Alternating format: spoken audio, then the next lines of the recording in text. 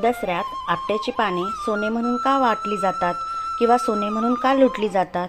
तर फार वर्षापूर्वी एका आश्रमात वरतंतू नावाचे गुरु ज्ञानदान करीत होते.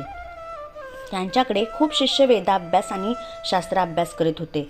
गुरु वरतंतू यांना कौस्त्य नावाचा एक शिष्य होता. त्या शिष्याने गुरुजींना विचारले की तुम्ही आम्हाला एवढे अमूल्य ज्ञान दिले, त्या बदल्यात मी तुम्हाला काय गुरुदक्षिणा देऊ?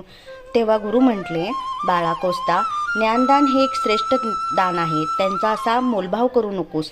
तुम्ही सर्व ज्ञानी झाला ही माझ्यासाठी खूप मोठी गुरुदक्षिणा आहे. पण कौस्त्य काही ऐकेना. यावर गुरु म्हणाले, मी तुला 14 विद्या शिकवल्यात, म्हणून तू मला 14 कोटी सुवर्ण मुद्रा आणून दे. हे ऐकून कौस्तवला वाटले की आपण हे सहज करू शकतो, पण ते प्रत्यक्षात त्याला जमले नाही. मग कौस्तव हा रघुराजाकडे गेला. रघुराजा हा खूप दानशूर राजा होता. त्याने कौस्त्याने सुवर्णमुहराची मागणी केली, पण यापूर्वी रघुराजाने आपली संपत्ती दान केली होती. दारी आलेल्याला परत पाठवायचे नाही असा राजाचा नियम होता.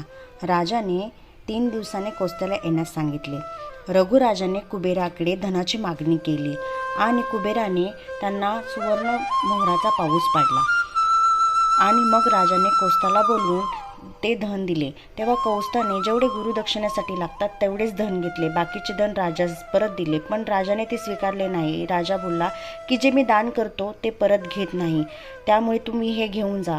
आणि कौस्त्याने ते सर्व धन घेतले आणि नगराच्या वेशीवरती एक आपट्याचे झाड होते. त्या आपट्याच्या झाडाखाली सर्व सुवर्णमुद्रा ठेवल्या आणि सर्व प्रजेतल्या लोकांना बोलवून ते वाटले.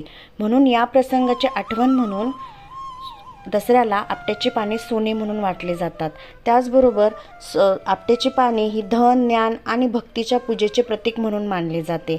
जर तुम्हाला हा व्हिडिओ आवडला असेल तर लाईक करा, शेअर करा आणि सबस्क्राईब करायला विसरू नका.